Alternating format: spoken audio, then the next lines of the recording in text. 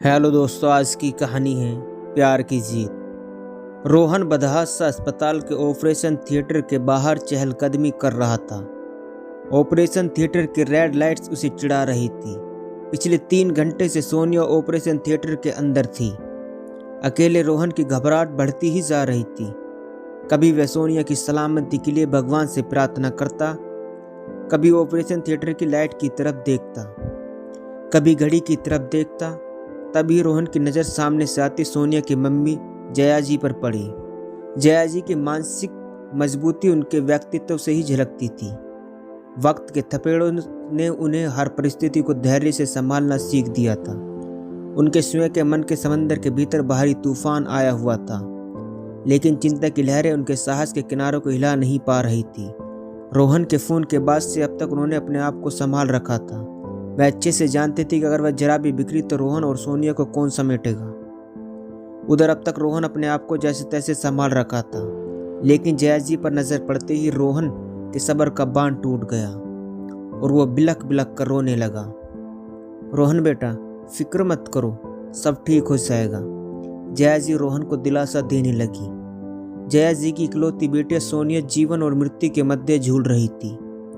रोहन के घर वालों ने तो उसे उसी दिन रोहन से सारे संबंध तोड़ लिए थे जिस दिन उसने जया जी की बेटी सोनिया का हाथ थामा था। आगे की कहानी रोहन ने रोते हुए कहा, यह सब मेरी वजह से हुआ है। ना मैं उससे झगड़ा करता और न ही वह यूं अकेले कार लेकर निकल जाती। मुझे माफ़ कर दीजिए मम्मी जी, सब मेरी गलती है और मेरी गलती की सज़ा मेरी सोनिया को भुगतनी पड़ रही है। उसे कुछ हो गया तो मैं अपने आप को कभी माफ़ नहीं कर पाऊंगा।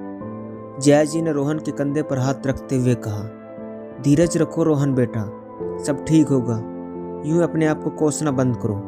मैं अपनी बेटी को अच्छे से जानती हूँ। वह एक फाइटर है, इतनी जल्दी हार नहीं मानेगी।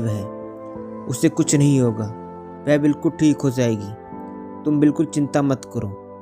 जया जी रोहन को सांत्वना देते उनके झगड़े के कारण पूछना चाहती थी, लेकिन उन्होंने फिर अपने आप को रोक लिया।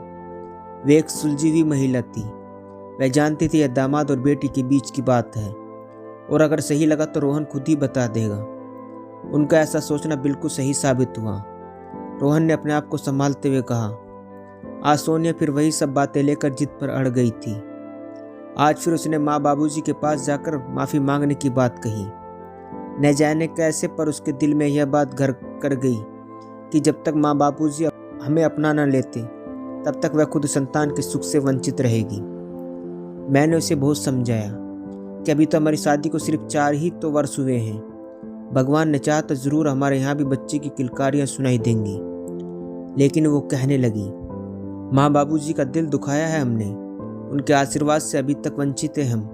मैं जानती हूँ तुम इन सब बातों में विश्वास नहीं करते, लेकिन मैं करती हूँ और अगर तुम मुझसे प्यार करते हो तो तुम्हें मेरे साथ चलना होगा।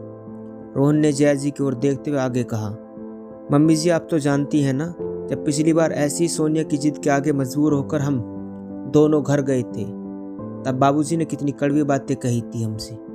घर के अंदर पांव तक नहीं रखने दिया था उन्होंने। और माँ, वह तो हमारे सामने ही नहीं आई थी। कितना जलील करके निकाल गए थे हम दोनों वहाँ से, मेरे अपने घर से। तो फिर अब सोनिया की बात मैं कैसे मान लेता। बस बात बढ़कर बहस बन गई और गुस्से में सोनिया गाड़ी लेकर आपके पास आने के लिए घर से निकल गई। लेकिन आगे वह कुछ कह ही नहीं पाया, बस अपने चेहरे को अपने दोनों हाथों से छुपा वही नीचे बैठ गया। जया जी उसे संभालने की पूरी कोशिश कर रही थी। तभी अचानक वह झटके से उठा। जया जी ने देखा वह बहुत गुस्से में नजर आ रहा था। उसकी आंखों में जैसे शोले धधक रहे थे। वो तेजी से उठा और गुस्से में तिलमिलाता हुआ वहां से निकल गया। जया जी समझ चुकी थी कि वह कहाँ गया होगा। उन्होंने उसे रोका भी नहीं, क्योंकि वह जानती थी कि अभी उसकी किसी भी बात का उस पर कोई असर नहीं पड़ने वाला था। गुस्से से तिलमिलाता हुआ रोहन जब अपने माँ बाबूजी के घर पहुंचा तो उसने देखा माँ डाइनिंग टेबल की कुर्सी पर बैठी सब्जी काट रही थी और बाबूजी अपने आराम कुर्सी पर बैठे अखबार पढ़ रहे थे। रोहन के आने का एहसास भी शायद उनको नहीं हुआ था। रोहन ने आगे बढ़कर कहा, अब शायद आप दोनों को सुकून आ जाएगा। आखिर यही तो चाहते थे ना आप कि मैं सोनिया से दूर हो जाऊं। यही बद्दुआ दी होगी आपने हमें, और अब खुश हो जाइए क्योंकि आपकी बद्दुआ पूरी हो गई। मेरी सोनिया आज जिंदगी और मौत के बीच झूल रही है। कैसा लगा सुनकर बाबूजी? क्या अब आपके दिल में ठंडक पड़ गई? आपका अहंकार जीत गया और हमारा प्यार हार गया। यही चाहते थे ना आप? इतना कहकर वो जमीन पर बैठ बैठ कर फूट फूट कर रोने लगा। उसकी बात सुन उसके बाबूजी ने अपनी कड़क आवाज में कहा, यह क्या बकवास कर रही हो तुम? अगर तुम्हारी हिम्मत कैसे हुई हमसे इस तरह बात करने की? लेकिन इधर माँ से भी अपने बेटी की हालत देखी न गई।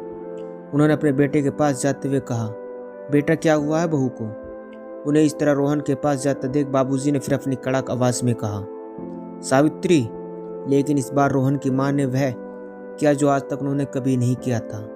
वह बाबूजी की ओर मुड़ी और कहने लगी, बस कर्नल साहब बहुत हुआ। मैंने अपनी पूरी जिंदगी आपके उसूलों और अनुशासन को अपनाया, लेकिन आज मुझे मेरे बेटे से बात करने से आप रोक नहीं पाएंगे। मैं आपसे कोई अनुचित बात नहीं कहना चाहती, इसलिए अच्छा हुआ कि आप चुप ही रहे। सावित्री जी के मुख से ये सब सुनते ही बाबूजी चुपचाप अपनी आराम कुर्सी पर बैठ गए।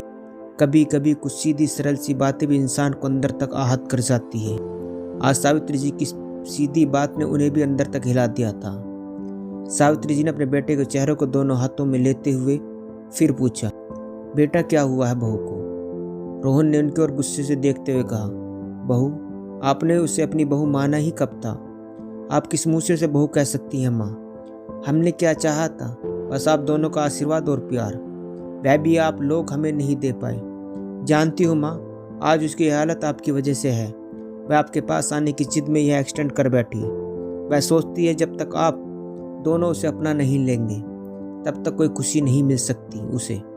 लेकिन आपके और बाबूजी के अहंकार ने आज उसे मौत के मुंह में धकेल दिया है। मैं कह देता हूँ माँ, आज अगर उसको कुछ हो गया तो आप दोनों मेरा भी मरा मुंह देखेंगे। अपने बेटे की तकलीफ अब सावित्री से सहन नहीं हो रही। उन्होंने कहा, मैंने कभी तुम्हारा और सोनिया का बुरा नहीं चाहा बेटा। एक माँ ऐसा कर भी नहीं सकती। लेकिन यह भी सच है कि मैं केवल एक अच्छी धर्मपत्नी बनकर रह गई और पति के फैसले के खिलाफ न जाना ही अपना कर्तव्य समझ बैठी। लेकिन आज मुझे मेरी गलती का एहसास हो गया है बेटा। चल मुझे मेरी बहू के पास ले चल और तू डर मत, कुछ नहीं होगा उसे। अपनी माँ की बात सुनकर रोहन ने उन्हें गले लगा लिया और फिर एक नज़र आराम कुर्सी पर डाली। बाबूजी वहाँ नहीं थे। उसने सोचा इतना सब कुछ होने के बाद वे अपनी जिद पर अड़े हैं। रोहन और माँ दोनों हॉस्पिटल जाने के लिए निकल ही रहे थे कि पीछे से बाबूजी ने कहा, सावित्री से कह दे गाड़ी मैं चलाऊंगा, बस कहाँ जाना है बता दे। उनकी बात सुनकर रोहन भागकर अपने बाबूजी के पास गया और उन्हें गले लगा लिया। बाबूजी ने अपने बेटे की पीठ पर हाथ फेरते हुए कहा, मुझे माफ़ कर दो बेटा। रोहन ने भी उनसे कहा, मैंने भी आपसे इस तरह ऊंची आवाज़ में बात की, मुझे भी माफ़ कर दीजिए बाबूजी। पिता पुत्र का मिलन देख सावित्री जी अपने आंधाश्रु रोक नहीं पा रही थी। जब तीनों हॉस्पिटल पहुंचे तो जया जी डॉक्टर साहब से ही बात कर रही थी। डॉक्टर के मुताबिक डरने की कोई बात नहीं थी। सोनिया के चोटें तो बहुत आई थी, लेकिन अब उसकी जिंदगी खतरे से बाहर थी। सावित्री जी ने जया जी के सामने हाथ जोड़ते हुए कहा, हमने आप लोगों का बहुत दिल दुखाया है, क्या आप हमें माफ़ कर सकेंगी? जया जी ने कहा, अरे ये आप कैसी बातें कर रही हैं? मैं भी एक माँ हूँ, आपको समझ सकती हूँ। पिछली बातें आप भूल जाइए। आज हम सब एक साथ, क्या यही खुशी की बातें नहीं हैं? थोड़ी देर बाद जब रोहन सोनिया को देखने उसके कमरे में गया तो जख्मी बेहोश सोनिया को देख उसकी आंखें फिर भर आई। वह धीरे से उसके पास जाकर बैठ गया और उसका हाथ अपने हाथों में लेते हुए कहने लगा, मुझे माफ़ कर दो सोनिया, मुझे तुमसे झगड़ा नहीं करना चाहिए था। लेकिन अब तुम बिल्कुल चिंता मत करो, जब तुम होश में आओगी तो तुम्हें तुम्हारी सारी खुशियाँ मिल जाएंगी। उसके ठीक 1 वर्ष बाद सोनी एक बार फिर हॉस्पिटल में एडमिट हुई, लेकिन इस बार बात अलग थी। वह माँ बनने वाली थी। उसका पूरा परिवार लेबर रूम के बाहर उसका और आने वाले नए मेहमान का इंतज़ार कर रहा था। दोस्तों, बस इतनी सी थी ये कहानी। दोस्तों, कहानी अच्छी लगी हो तो चैनल को सब्सक्राइब करना ना भूलें। मिलते हैं फिर एक नई कहानी के साथ।